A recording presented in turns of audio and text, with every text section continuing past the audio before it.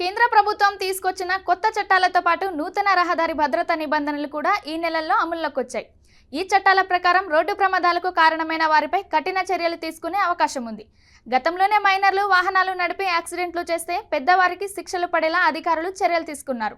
ఇప్పుడు కొత్త చట్టాల ప్రకారం మైనర్లు వాహనం నడిపితే పట్టుబడితే ఏకంగా 25,000 రూపాయలు జరిమానా విధిస్తారు.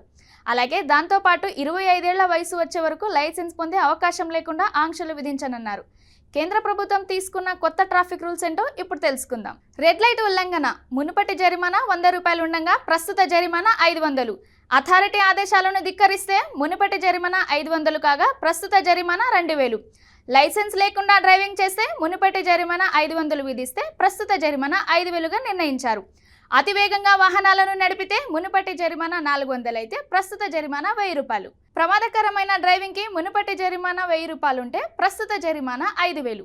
డ్రంక్ అండ్ డ్రైవ్కి మునుపటి జరిమానా 2000 కాగా ప్రస్తుత జరిమానా 10,000.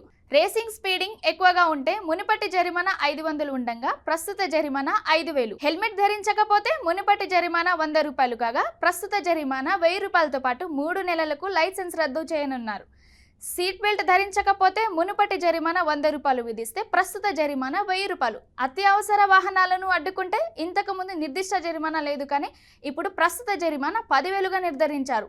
బైక్ పై ట్రిపుల్ రైడింగ్ వెళ్లే వాళ్ళకి ప్రస్తుత జరిమానా 1200. ద్విచక్ర వాహనాలపై ఓవర్లోడ్ తీసుకువెళ్తే మునుపటి జరిమానా 100 రూపాయలు ఉండగా ప్రస్తుత జరిమానా 2000తో పాటు 3 నెలలకు లైసెన్స్ రద్దు చేస్తారు.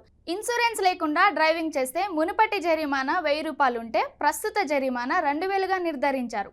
ఇకపై వాహనాలదారులు ట్రాఫిక్ రూల్స్ పాటించి చలన బారిన పడకుండా జాగ్రత్తలు వహించి నడవలసిందిగా కేంద్ర ప్రభుత్వం ఆదేశాలు ఇచ్చింది.